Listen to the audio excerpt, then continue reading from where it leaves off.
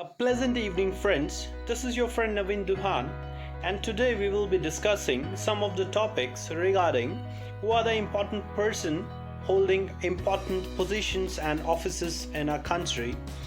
So, let us start our first part, Who's Who, of our video series. So, important office bearers in India, जो महत्वपूर्ण पदों पर लोग बैठे हैं, इसमें हम जो पहला ऐसा व्यक्ति उस पद पर आया, एक तो उसका नाम, और जो प्रेजेंट में वर्तमान में जो व्यक्ति उस पोजीशन पर है, इनकी बात करेंगे। उसके बाद एक एक करके इन व्यक्तियों की शक्तियाँ, इनकी qualifications, there powers, their duties, their position, etc. we will be discussing in our video. So let us start from post to incumbent and the first person to hold that position. तो पहला जो पद है, that is the President of India. It is currently being held by Shri Ram Nath Kovind, who is the 14th President of India, and the first President of India was Dr. Rajendra Prasad. Next is the Vice President of India.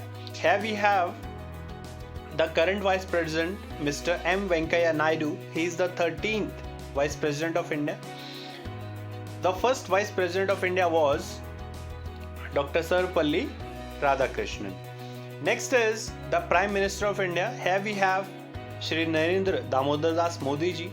He is also the 14th Prime Minister of India, 14th full-time Prime Minister of India. And Shri Jawaharlal Nehru was the first Prime Minister of India. Next we have the Chief Justice of India. The current position holder or the current Chief Justice of India is Shri Sharad Arvind Bobde. He is the 47th Chief Justice of India. CJI इसको हम short में बोलते हैं. The first Chief Justice of India was Shri Hiralal J. Kania. Next is the CAG, Comptroller and Auditor General of India. The current position holder is Shri Girish Chandra Murmu, and the first was Shri V. Narhari Rao. तो हमने जो 5 प्रमुख जो office bearers हैं हमारे देश में present और जो फर्स्ट हैं उनके बारे में जान लिया। अब आइए देखते हैं इनके कुछ शक्तियां, कुछ क्वालिफिकेशंस, कुछ duties. So first and foremost is the president of India.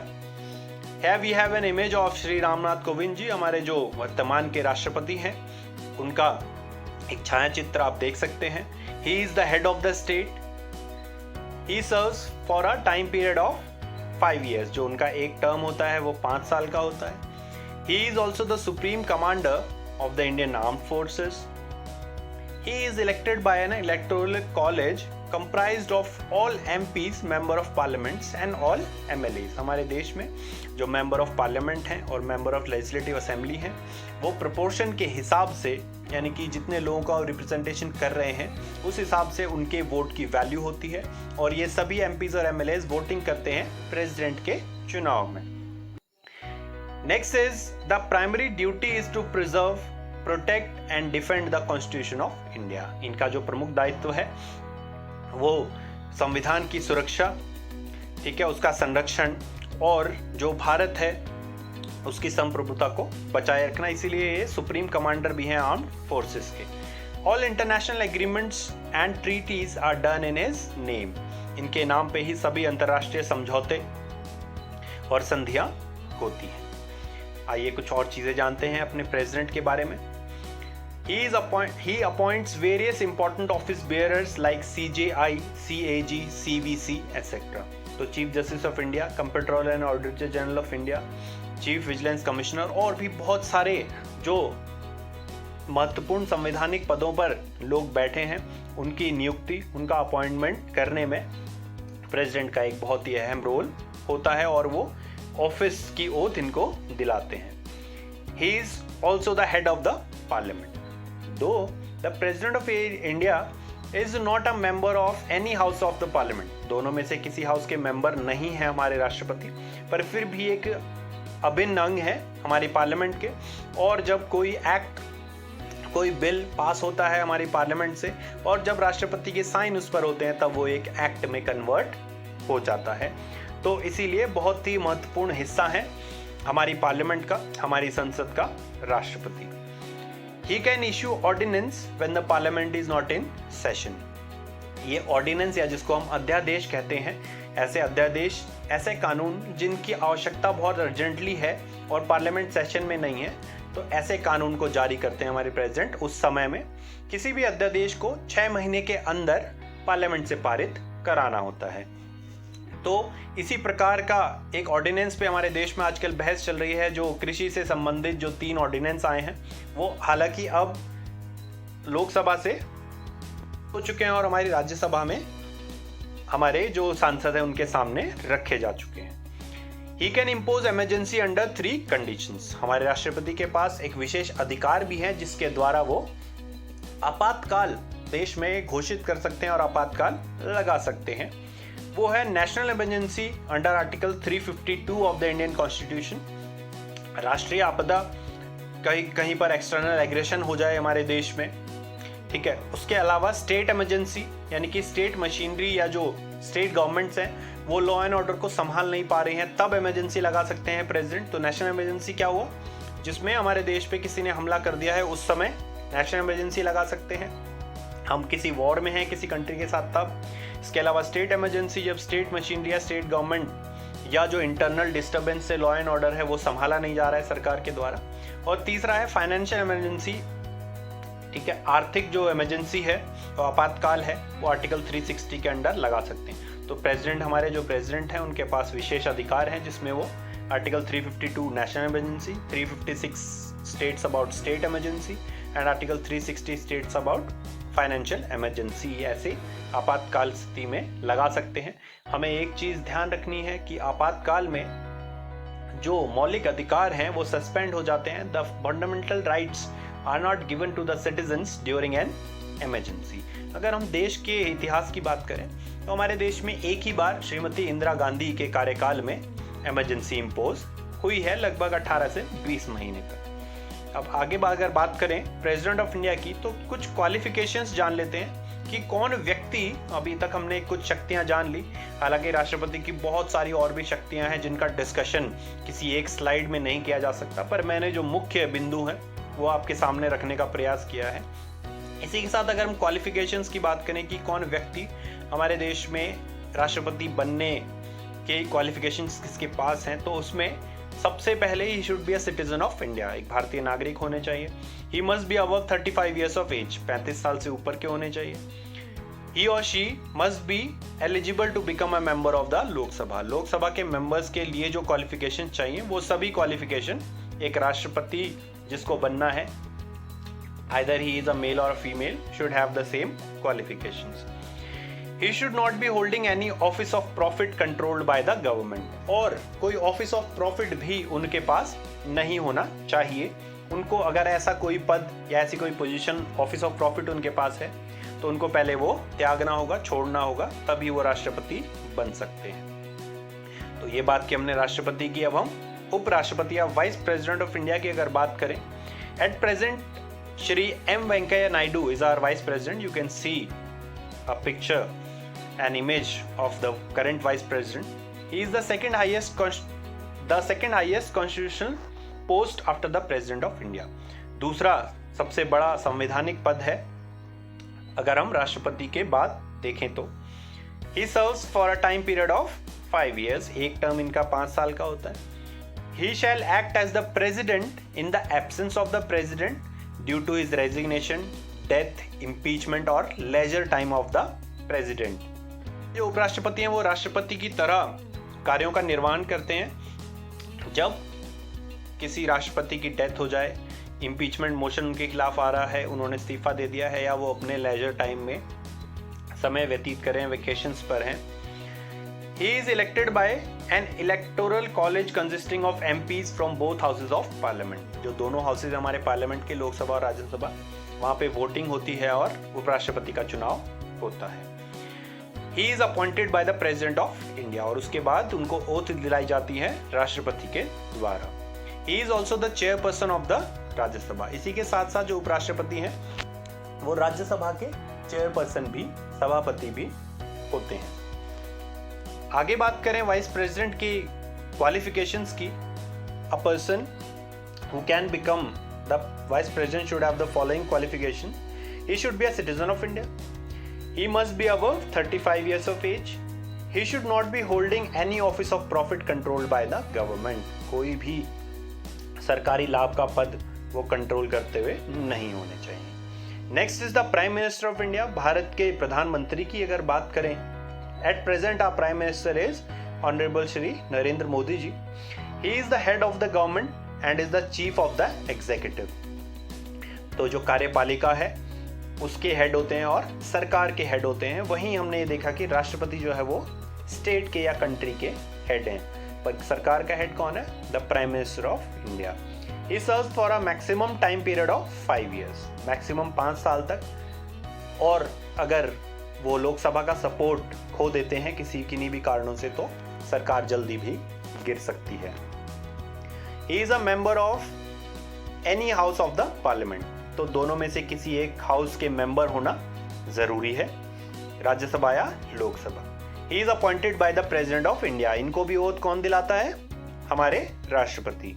He must have the support of the majority in Lok Sabha. यहाँ पे ये महत्वपूर्ण है कि वो दोनों में से किसी भी हाउस के मेंबर तो हो सकते हैं, राज्यसभा के भी और लोकसभा के भी, परंतु उनके द्वारा लोकसभा के जो मेंबर्स हैं उनकी मेजॉरिटी की सपोर्ट होनी चाहिए. यानी कि आधे से ज़्यादा मेंबर्स ऐसे व्यक्ति को सपोर्ट करने चाहिए, तभी वो सरकार को चला पाएंगे और गवर्नमेंट फॉर्म कर पाएंगे. He is the chief adviser to the president of India. और सरकार के बिहाफ पे वो मुख्य सलाहकार होते हैं हमारे राष्ट्रपति के, ताकि देश को सभी लोग जैसे कि प्रधानमंत्री और राष्ट्रपति मिलकर सुचारू ढंग से चला सके. अब अगर हम बात करें तो और शक्तियों की प्राइम मिनिस्टर की, तो ही is the head of the union council of ministers. जो मंत्री परिषद है, जो कैबिनेट है, उसके हेड होते हैं. All the ministers of the union government are appointed by the president on his advice. तो प्रधानमंत्री के सुझाव पर ही बाकी मंत्रियों की नियुक्ति और ओथ दिलाई जाती है राष्ट्रपति के द्वारा. He advises and recommends the president on appointment of various positions like CEC, Chief Election Commissioner, CAG, Comptroller and Auditor General of India, CIC, Chief Information Commissioner, etc. तो यह राष्ट्रपति को भी सुझाव देते हैं महत्वपूर्ण संवैधानिक पदों पर बैठे हुए व्यक्तियों की नियुक्ति के लिए. आगे बात करेंगे प्राइम मिनिस्टर ऑफ इंडिया के क्वालिफिकेशंस. कौन व्यक्ति या हमारा प्राइम मिनिस्टर बन सकता है भारत देश का? ही should be a citizen of India first and foremost. He must be a member of the Lok Sabha और द राज्यसभा. लोकसभा या राज्यसभा के मेंबर होने चाहिए वो. He should not be holding any office of profit controlled by the government. इसके अलावा कोई भी ऑफिस ऑफ प्रॉफिट लाभ का पद उनके पास नहीं होना चाहिए. अगर हम आगे बात करें चीफ जस्टिस ऑफ इंडिया या मुख्य न्यायाधीश की, जिसको हम CJI भी कहते हैं शॉर्ट में, अगर उनकी बात करें तो at present Shri Sharad Arvind Bobde is the chief justice of India. You can see an image of the current CJI. He is the head of judiciary. न्यायपालिका के मुखिया होते हैं वो. ही इज द चीफ जज of the supreme court of India. He is appointed by the president of India. उनकी नियुक्ति राष्ट्रपति के द्वारा होती है. He serves until the age of 65 years. ठीक है, 65 साल की उम्र, जब से उनकी नियुक्ति हुई है तब से 65 साल की उम्र के होने तक वो ऑफिस में सर्व करते हैं. He can be removed by an impeachment motion passed in both houses of parliament by 2/3 majority. उनको impeachment motion महाभियोग प्रस्ताव के द्वारा 2/3 बहुमत से दोनों ही हाउसेस में, राज्यसभा में भी और लोकसभा में भी लाकर हटाया जा सकता है. इसी प्रकार से अगर राष्ट्रपति के ऊपर भी भ्रष्टाचार के आरोप हैं या अन्य आरोप हैं, उनको भी इसी तरीके से इम्पीचमेंट मोशन के द्वारा ही हटाया जा सकता है. He is responsible for allocation of cases and appointment of constitutional benches. अब आगे अगर बात करें चीफ जस्टिस ऑफ इंडिया की, तो क्वालिफिकेशन जान लेते हैं किस व्यक्ति को चीफ जस्टिस ऑफ इंडिया नियुक्त किया जा सकता है. He must be a citizen of India, सबसे पहली जो शर्त है.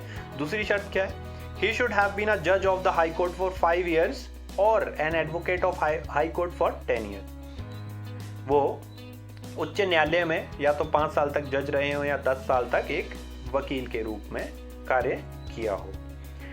और ही should B a distinguished jurist in the opinion of the president of India. या फिर वो अगर ये क्वालिफिकेशंस उनके पास नहीं है, कौन सी? हाई कोर्ट के जज के रूप में कार्यभार संभालना 5 साल के लिए, या वहाँ पे एक एडवोकेट के रूप में 10 साल तक सेवाएं देना। इसके अलावा अगर राष्ट्रपति ये समझते हैं कि वो एक डिस्टिंग्विश्ड जूरिस्ट हैं, वो बहुत अच्छे जानकार हैं न्याय के, तो उनको भी president of India chief justice बना सकते हैं। No minimum age of appointment is there, कोई ऐसी लोअर लिमिट नहीं है एज की अपॉइंटमेंट की।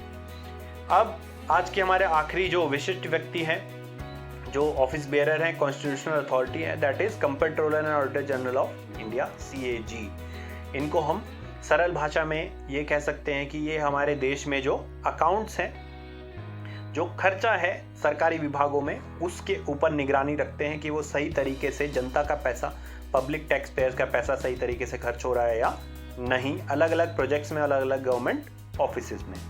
तो आप इमेज देख सकते हैं हमारे जो प्रेजेंट CAG हैं इस समय, उनकी, जो मुर्मू जी हैं। ही is the highest auditor of government receipts and expenditure, सरकार के खर्चों का ऑडिट करते हैं, जांच करते हैं। ही is appointed by the president of India. He serves for a time period of 6 years और 65 years। ये 6 साल या 65 साल के होने तक ऑफिस में सर्व करते हैं, या तो 6 साल पहले पूरे हो जाएं या फिर वो 65 साल के हो जाएं, दोनों ही परिस्थितियों में उनको फिर ऑफिस छोड़ना होगा। He can be removed by an impeachment motion passed in both houses of parliament by a 2/3 majority। इनको भी राष्ट्रपति, उपराष्ट्रपति, मुख्य न्यायाधीश और जो अभी हमने पढ़ा CAG हैं, इनको 2/3 मेजॉरिटी लोकसभा और राज्यसभा में अगर है इम्पीचमेंट मोशन के फेवर में, महाभियोग प्रस्ताव के समर्थन में, so CAG can be removed by this process. No selection criteria in place, इनके सिलेक्शन के लिए कोई क्राइटेरिया भी निर्धारित नहीं किया है कि इस प्रकार से बन सकते हैं, उस प्रकार से बन सकते हैं, ये क्वालिफिकेशंस होनी चाहिए, ऐसी कोई प्रिस्क्राइब क्वालिफिकेशंस नहीं। So the comptroller and auditor general of India, इनका क्या काम है ये जान लेते हैं। बहुत ही ज़्यादा महत्वपूर्ण व्यक्ति हैं, क्योंकि पैसा कहाँ खर्च हो रहा है, सही से खर्च हो रहा है या नहीं हो रहा है, वेस्ट तो नहीं हो रहा है जनता का, टैक्स पेयर्स का पैसा, उनकी इसकी निगरानी का दायित्व इनके ऊपर है। So he audits all receipts and expenditure of the government of India and the state governments. He also audit the companies funded by the government, ऐसे ही जो एडेड कंपनीज हैं या संस्थाएं हैं जिनको सरकार पैसा दे रही है, आर्थिक मदद दे रही है, उनका भी ऑडिट करते हैं, उनकी भी जांच करते हैं। The report of CAG are laid in the legislature and put in front of the PAC, public account committee. तो संसद की एक कमेटी होती है जिसमें जो दल शासन कर रहा है, यानी कि रूलिंग पार्टी और अपोजिशन पार्टी और जो बाकी पार्टीज हैं, उनके रिप्रेजेंटेटिव उसमें होते हैं PAC में, और ये देखते हैं कि CAG की जो रिपोर्ट है वो सही से उन्होंने तैयार की है, यानी किसी के दबाव में तो उन्होंने जांच नहीं की है। After that action is taken. After retirement he can not be appointed to any of the government offices, और रिटायर होने के बाद इनको किसी भी और गवर्नमेंट पोस्ट पे, गवर्नमेंट ऑफिस में नियुक्त नहीं किया जा सकता। So, I hope you understood the 5 major dignitaries, their roles, their work. If the video was informative, please like it. Share it with others so that they can also be benefited from the information which we have discussed. Give your valuable suggestions to your comments so that I can make further improvement in the coming videos. And do not forget to subscribe my channel for latest updates on more informative videos. And do not forget to press the bell icon for all updates of the upcoming videos. Thank you and have a nice day.